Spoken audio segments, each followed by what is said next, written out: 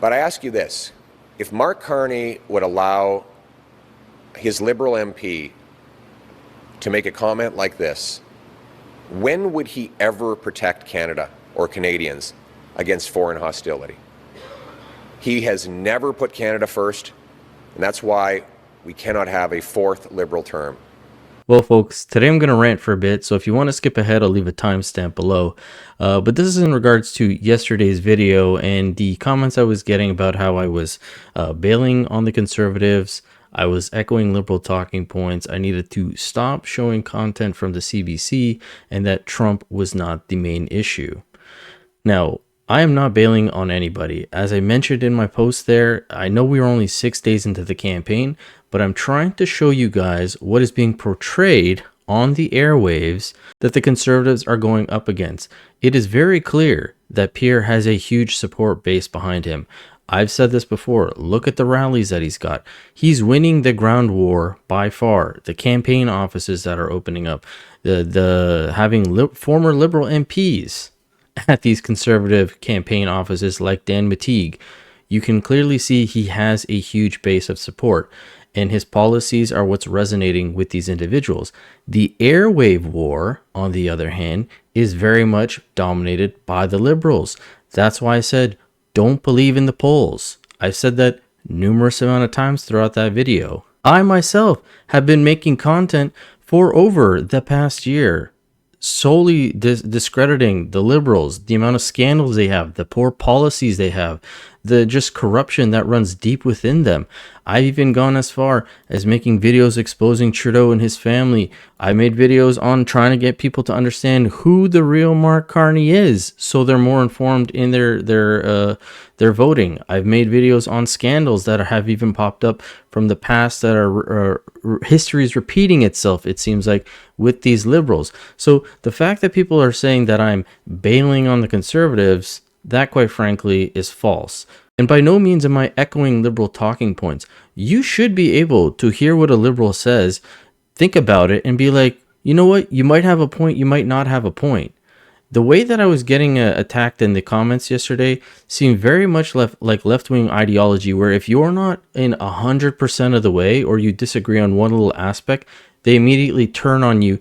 I thought the community was a little bit better than that, frankly, where we can't even have a discussion and maybe say, oh, you know what, they do have a point on that, but I disagree with the rest. That should be something that is looked upon as normal dialogue between individuals. You might not agree 100% with somebody, but you can see what their point is, but you take a little aspect of it and say, you know what, you might be right on that. Now, in regards to the CBC, like I said a few videos back, I'm not going to stop showing Fox News coverage. I'm not going to stop showing CBC coverage or CTV or any of that. This is where all the content creators basically get their content from, or their information when they're making their videos to give to you guys. So I'm not going to completely boycott one individual aspect of a media outlet simply because you guys don't like it. Do I like the CBC? No. Is there some sort of value in listening to what they're saying? Yes, there always is going to be value into listening to what other people say that you oppose. And to the final part about Trump, I said that in my video. I disagreed with Fred saying that Trump was the main threat. I reiterated that Mark Carney is the #1 threat to Canada and that we need to get rid of him. That's never changed in my commentary. All I was saying that is if there are, say, unsure voters or people who are not really sure how Pierre's stance is on Trump, instead of having to listen through his whole speech, which he does long speeches, I will admit he does do long speeches, and it's not to say that he doesn't address Trump or the tariff situation and talking about opening up the corridors for trade and making us more self-reliant with interprovincial trade, having pipelines built and all that stuff. He's talked about that extensively. But there are individuals who are anxious out there, individuals who may have thought of voting Conservative and now are going back to Liberal because they're just uninformed. And even though Mark Carney is the #1 threat, you can't disregard people's anxiety towards Trump and the tariffs. April 2nd is tomorrow. Everyone is so concerned the looming tariffs that might be hitting Canada, how it's going to affect everyone. There are different aspects of our country that will be hit drastically, like the auto sector, where people might lose their jobs within a week or so. There is a valid criticism on Trump and focusing a bit on him. But Pierre has a base because of everything that we are against. The crime, the drugs, the housing, the carbon tax, the wasteful spending. The list goes on and on. And Pierre reiterated that today, which I appreciated. I'm not saying for him to abandon his platform. He needs to stay on task because the people who agree with him and the people who want change are going to vote for him. With that being said, let's get into today's video. Now, yesterday, Pierre was in North York with Melissa Landsman, bringing forward a new policy about if you reinvest in Canada all the money that you've gained, you're not going to get taxed on it. Brilliant idea.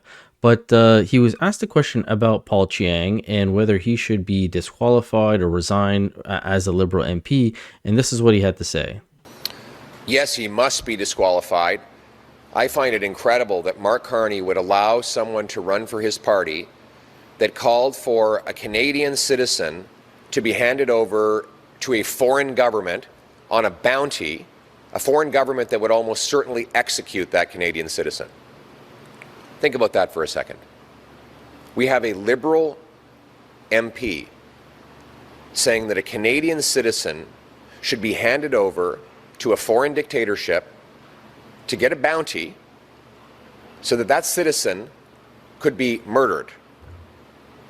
And Mark Carney says he should stay on as a candidate. What does that say about whether Mark Carney would protect Canadians? Mark Carney is deeply conflicted. Just in November, he went to Beijing and secured a $250 million loan for his company from a state-owned Chinese bank. He's deeply compromised, and he will never stand up for Canada against any foreign regime. Is another reason why Mr. Carney must show us all his assets, all the money he owes, all the money that his companies owe to foreign hostile regimes. And this story might not be entirely the story of the bounty and a Liberal MP calling for a Canadian to be handed over for execution to a foreign government might not be something that the everyday Canadian can relate to because it's so outrageous. But I ask you this. If Mark Carney would allow his Liberal MP to make a comment like this, when would he ever protect Canada or Canadians against foreign hostility? He has never put Canada first, and that's why we cannot have a fourth Liberal term. After the lost Liberal decade, our country is a playground for foreign interference. Our economy is weaker than ever before, our people more divided. We need a change. To put Canada first with a new government that will stand up for the security and economy of our citizens and take back control of our destiny. Let's bring it home. Now, anyone with some common sense would say, yes, this guy should not be running in the upcoming election. However, Mark Carney came out and said, no, he's fine. He put out an apology and he's willing to keep him on board. Now, I'm sure that'll change after today since he got grilled on that, but we are seeing the mainstream media now reporting on this. This is from the Toronto Star saying Liberal candidate in Markham to stay on with party despite deplorable comments about former Conservative rival. We have one from the Globe and Mail saying calls mount for Carney to drop the Liberal candidate who said Conservatives should be turned in to earn the Chinese bounty. We even have foreign Hindustan Times reporting on this, saying Liberal Party allows the MP to run in Canada poll despite controversial comments. We also had reports from Sam Cooper in the Bureau saying Hong Kong Canadian groups demand Prime Minister Carney drop Liberal candidate over bounty remark supporting the CCP repression. Not to mention Jenny Kwan of the NDP coming out and giving this statement yesterday. He is a police officer, and he ought to know that when the CCP went out and put a bounty on anybody, including Canadians, that cannot be acceptable. That is intimidation at its worst.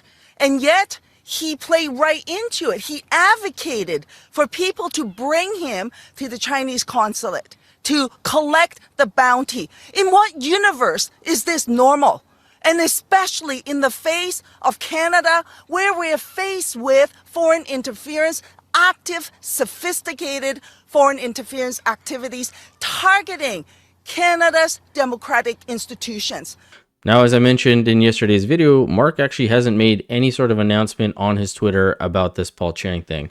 But he was in Vaughan today, and that was the vast majority of all the questions that were posed to him. He was visually annoyed by this, and he just kept giving the same answer over and over again about how Paul has served as a police officer for the community for a very long time. He's apologized, and he even apologized to the Conservative candidate, and that he's fine with him running. Judy Chin, CTV News. Mr. Carney, I'd like to press you a little bit more on Paul Chang.